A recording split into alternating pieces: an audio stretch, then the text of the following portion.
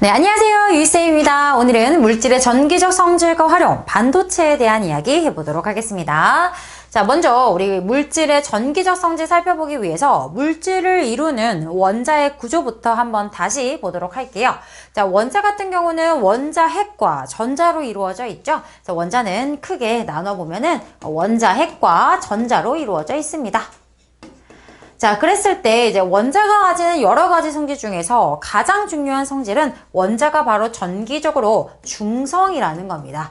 자, 그런데 우리가 중학교 때부터 쭉 배워왔지만 원자는 전하를 띠는 입자들로 이루어져 있는데도 불구하고 전기적으로 중성이란 말이에요. 자, 왜 그럴까요? 플러스도 있고 마이너스도 있지만 얘네들의 전하량이 다 똑같아져서 이제 0으로 중성을 이루게 되는 거죠. 자, 양전하를 띠는 이 원자핵의 플러스 전하량과 그리고 음전하를 띠는 전자들의 요거 잠깐 끌게요. 죄송합니다. 자, 전자들의 총 마이너스 전하량이 어때요? 합이 같아서 원자는 전기적으로 중성이다라는 거죠. 우리가 이거를 조금 다른 말로 써보면 어떻죠? 이 원자핵은 결국에 양성자로 이루어져 있는 거잖아요. 양성자의 개수, 그죠? 양성자의 수, 양성자 수가 바로 전자수랑 똑같기 때문에 원자핵의 플러스 전하량과 전자의 총 마이너스 전하량이 똑같아져서 전기적으로 중성이 되는 거고요. 이 양성자 수가 바로 원자 번호가 되는 거죠. 이해되시죠? 그래서 전하를 띠는 입자들로 이루어져 있지만 원자는 전기적으로 중성이다 라는 내용까지 살펴봤습니다. 자, 원자 내부에서 작용하는 전기력 보면요. 어때요? 원자핵과 전자가 서로 어때요? 반대, 서로 다른 종류의 전하를 띠기 때문에 어떤 힘 서로 잡아당기는 인력이 작용을 하더라 라는 거죠.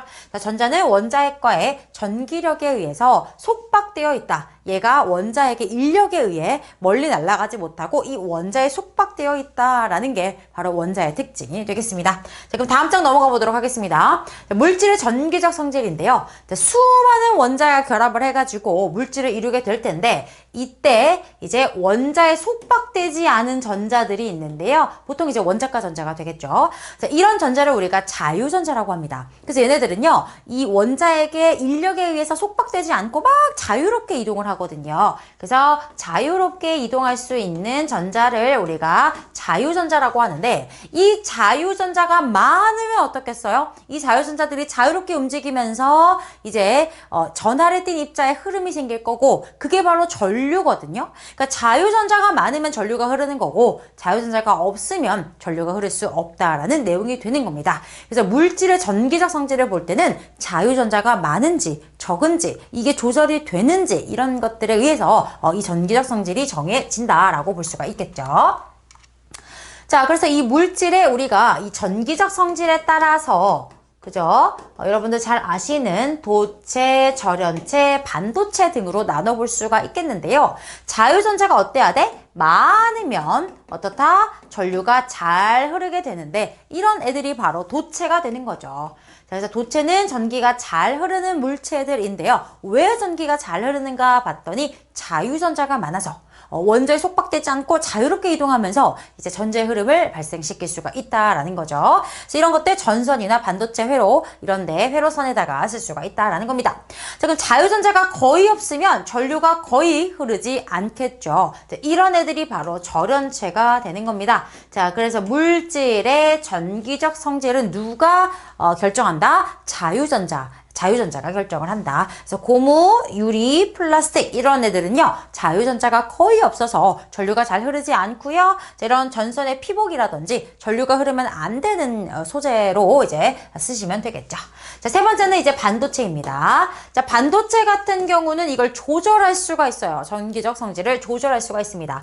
자, 순수한 상태에서는 자유전자가 거의 없어서 전류가 흐르지 않다가 여기다가 어떤 물질들을 도핑을 한다든지 첨가한다든지 특정 조건에서는 자유전자가 생겨서 전류가 흐를 수 있다라는 거죠. 전기적 성질을 조절할 수 있다라는 게 반도체의 가장 큰 특징이 되겠습니다. 자, 규소, 저마늄 보시면 뒤에서 쌤이 조금 더 자세히 설명할 건데요. 14족 원소들이 되겠고요. 반도체 소재의 원료로 쓰게 됩니다. 그래서 이런 도체, 절연체, 반도체 소재들을 같이 구성을 해서 우리가 전기 기구들을 만들게 된다라고 보시면 되겠습니다. 자, 다음 장으로 넘어가 보도록 할게요. 자, 반도체 나온 거야. 아까 뭐라 했냐면 순수한 규소나 저마늄 이런 애들이 이제 반도체 원소들이 이제 될 텐데요. 얘네들은 순수한 이 규소나 저마늄으로만 이루어져 있으면 전기가 잘 안 통해요. 자, 왜 그러냐면 얘네들이 14족 원소들이거든.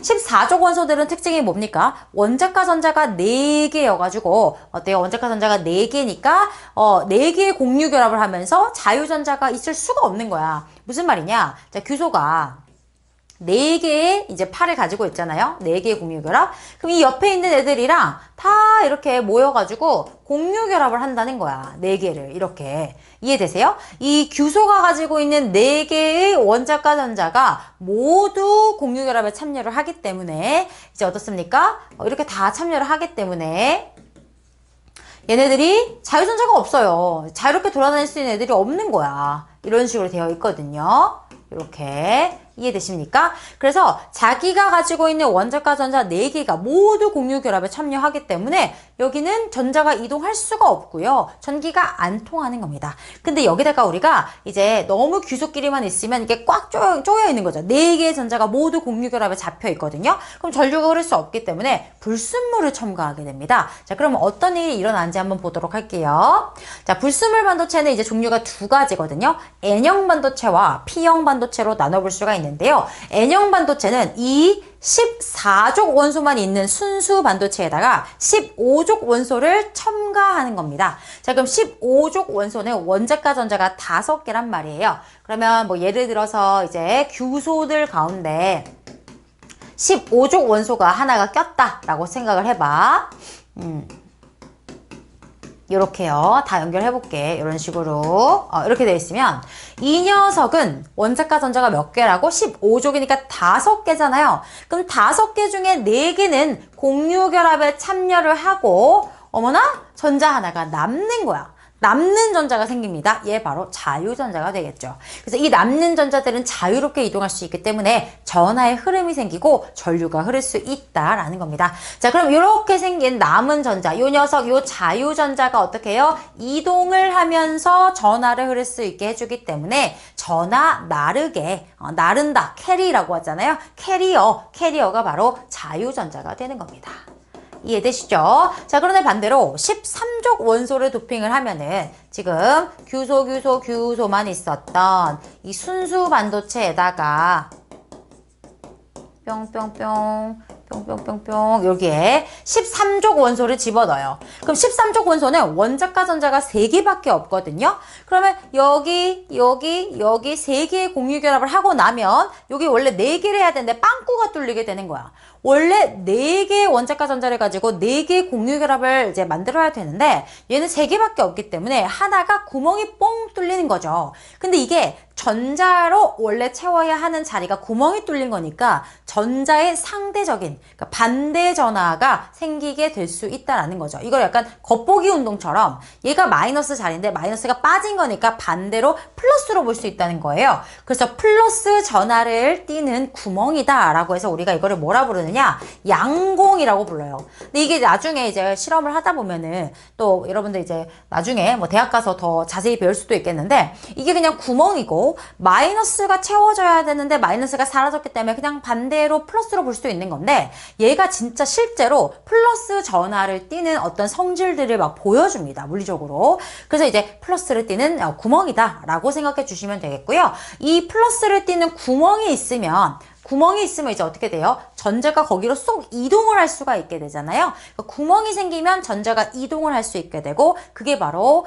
전자의 이제 전하를 띠는 입자의 흐름이 되는 거고 전류를 흐르게 되는 거죠. 뭐 여기에 대해서도 뭐 이야기를 하자면 좀 자세하게 얘기할 수 있는 것들이 좀 많긴 한데요. 뭐 예를 들어 이렇게 한번 뭐 간략하게만 설명을 해드리면 여기 이제 구멍이 있었다라고 해볼게요. 그러면 이 구멍으로 얘가 쏙 이동을 할 수가 있잖아요. 이제 여기가 구멍이 되고 여기는 전자가 채워지겠죠.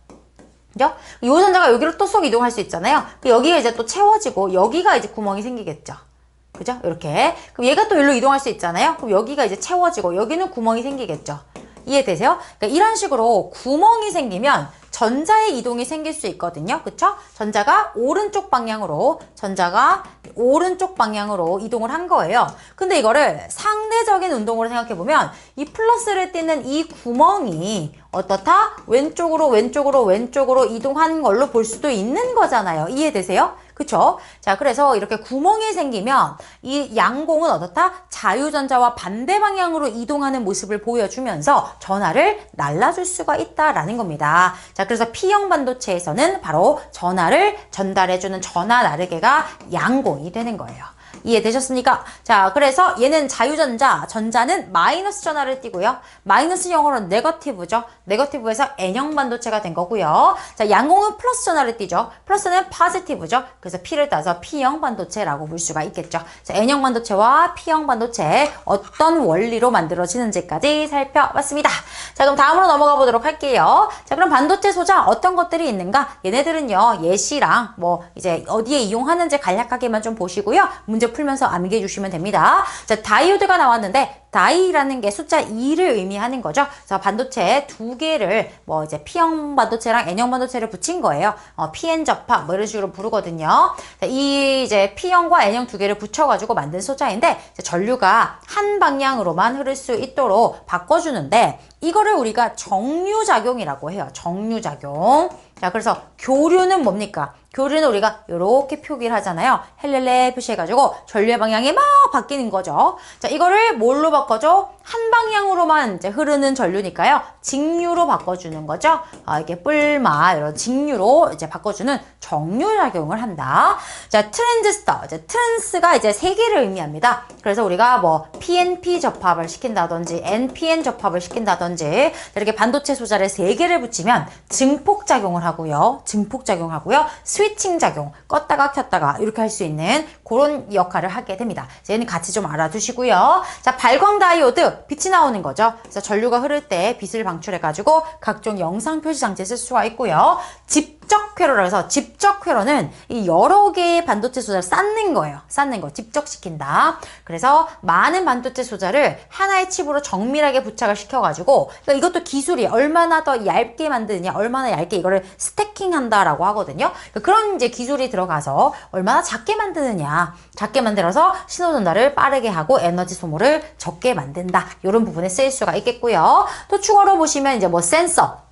반도체 같은 경우는 어떤 이제 조건, 어떤 컨디션에 놓여지느냐에 따라서 전기적 성질이 바뀌잖아요. 자, 그런 것들을 이용해서 온도, 습도, 압력을 이제 이런 변화를 감지하는 센서로 쓸 수가 있고요. 뭐 영상 표시 장치나 컴퓨터 중앙 처리 장치 이런 거에 쓸 수가 있겠죠. 뭐 영상 표시 장치는 아까 전에 했던 것처럼 전류가 흐르면 빛을 방출하는 거, 뭐 이런 것들을 쓸 거고요. 자, 태양 전지 같은 경우는 나중에 뒤에서도 우리가 통합과학 2에서도 이제 발전에 대한 내용을 할 때도 자세하게 공부를 할 건데. 태양전지는 반도체 소자를 이용을 해서 태양빛 에너지를 그냥 바로 전기 에너지로 바꿔주는 그런 소자입니다. 빛 에너지를 뭐 나중에 뒤에서 우리가 전기를 생성할 때 뭐 전자기유도를 많이 사용을 하게 되거든요. 그럼 전자기유도를 할 때는 이제 에너지가 몇 번 전환되면서 에너지 손실이 많이 생겨요. 근데 얘 같은 경우는 전자기유도가 아니고 그냥 반도체 이용해서 바로 빛으로 전기 에너지로 가거든요. 조금 더 이제 자세히 얘기하면은 이제 물리원 뭐 내용에서 하는 이제 광전 효과랑